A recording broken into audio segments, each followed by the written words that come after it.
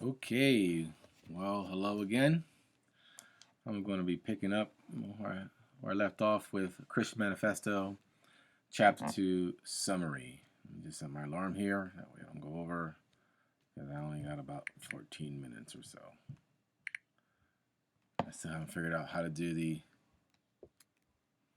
quick time, or it could be longer. But maybe that's a good thing, actually, so I can keep it short and to the point. All right, so Chapter 2. So the idea of faith and freedom and law and government is picked up in Chapter 2. Francis Schaeffer picks up on the idea presented by a 17th century Scotsman named Samuel Rutherford. And the premise that Mr. Rutherford used was the idea of lex rex, which means lex rex is Latin for the king. I'm sorry, the law is king. Now this stood in stark contrast to the previously held notion of rex lex, which means the king is law. So how do these two contrast? Well, the latter one, the rex lex, that says that whatever a king mandates becomes a law, and by default or by inference, it would mean that the king himself would be above the law because he's dictating what that law is.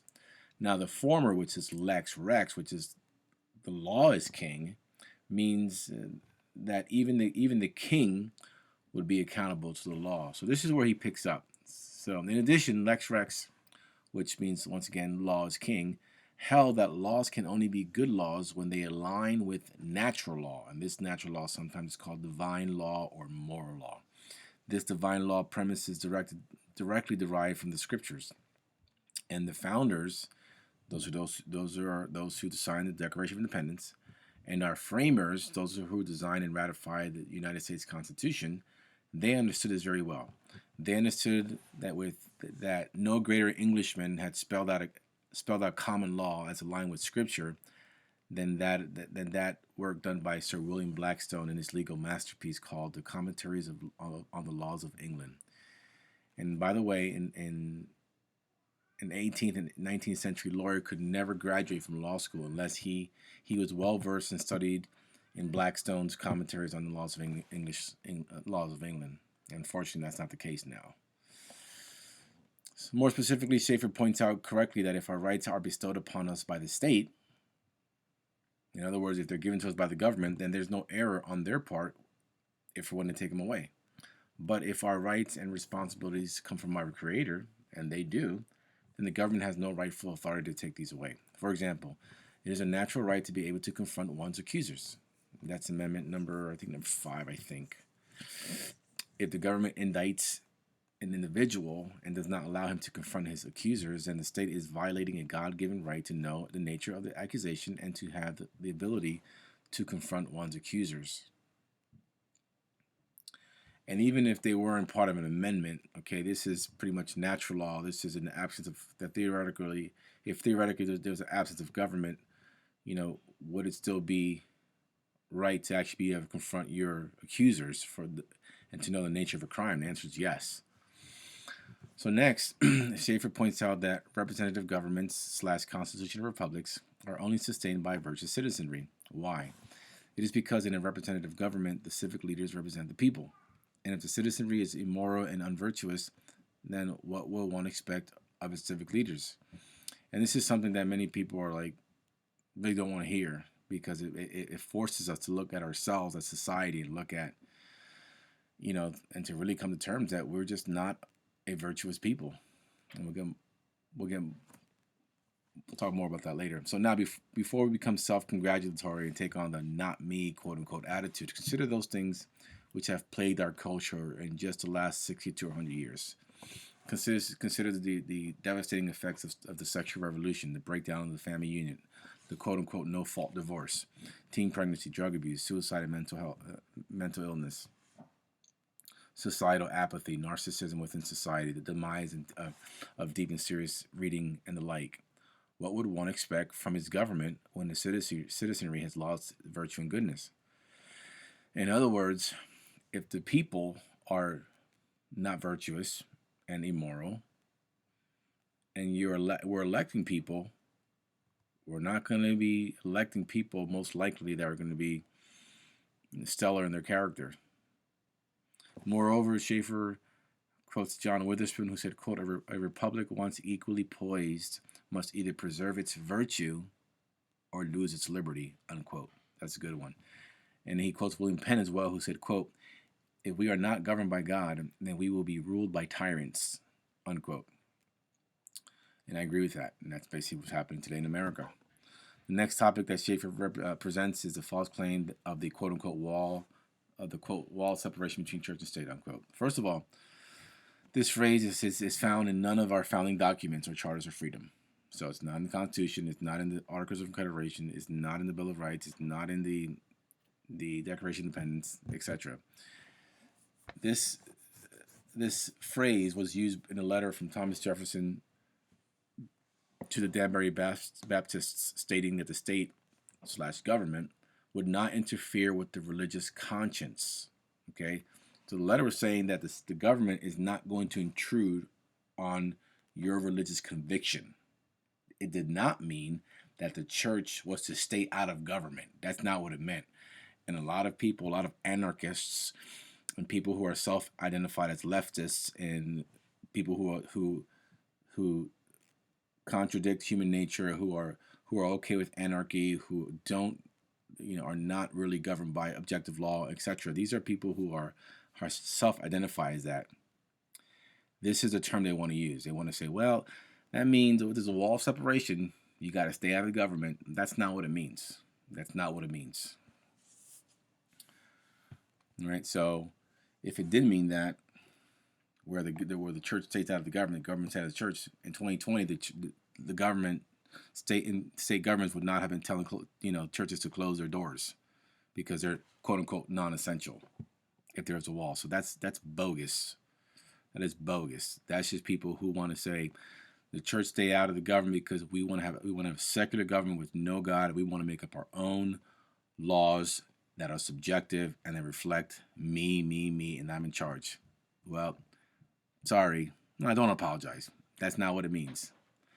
The church is not the master of the state. That would be a theocracy. Nor is it the slave of the state. That would be tyranny. It is the conscience of the state. This is how the church influences government for the good.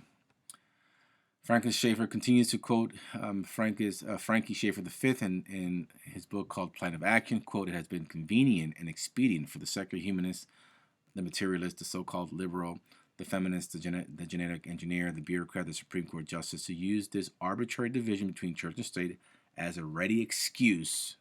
It is used as an easily identifiable rallying point to subdue the opinions of that vast body of citizens who represent those religious convictions, unquote. Basically, there's a wall of separation of state because they're saying get out of government. We don't want the rule of law as described through natural law and constitutional government and things like that.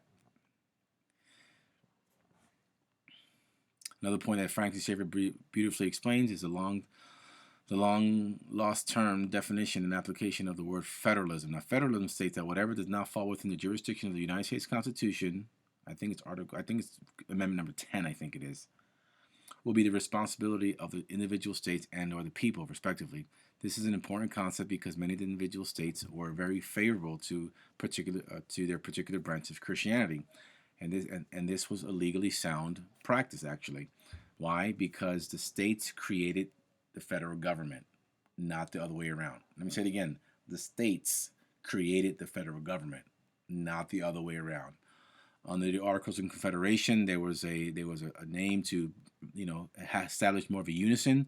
The Articles of Confederation didn't work, and at the Constitutional Convention, 1787, that hot summer of that year, all right, took 4 months, all right, and those 13 states created the federal government. So the Constitution simply could not and cannot formulate a national church nor prohibit people from following their religious convictions. The greatest reason why Americans, even going as far back as to colonial America, favored Christianity is because many understood that our ethics, morality, virtue, good character, and ideals came and come from Christianity. In other words, the influence of atheism would never produce American ideals. Let me say it again. The influence of atheism would never give you America, period. Because all men are created equal, that they're endowed by the Creator with certain unalienable rights, among which a life will be pursuit of happiness. How does atheism give you that? We appeal to the Supreme Judge to examine the rectitude of our intentions. It's calling on a theistic framework. It's appealing to the God of this universe, the Creator of the universe. Atheism doesn't give you America. Neither would Islam or scientism or hedonism or materialism, secularism, or any other worldview that is contrary to the revelation of the Creator found in the Holy Scriptures. Francis Schaeffer quotes our Supreme Court Justice Joseph Story, who said, quote, "There never has been a period in which common law did not recognize Christianity." This is our first Chief Justice in America. Look what he says. Let me say it again, quote, "There has never been a period in which common law did not recognize Christianity as laying as its foundation," unquote. These people were brilliant. They weren't perfect, and neither are you, and neither am I. But they were aiming in the right direction. They had no qualms about saying our idea of law comes from Christianity and the Christian faith and Scripture. They had no qualms about that. The foundation of faith and freedom lay at the feet of Christianity, and the role of government is to understand this and apply it. So that was chapter 2. That's some of the thoughts I gathered from his writing.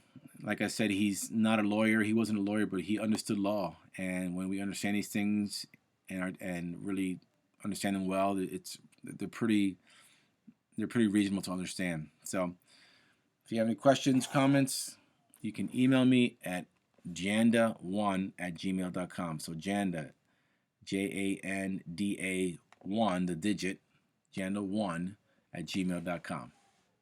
Take care now.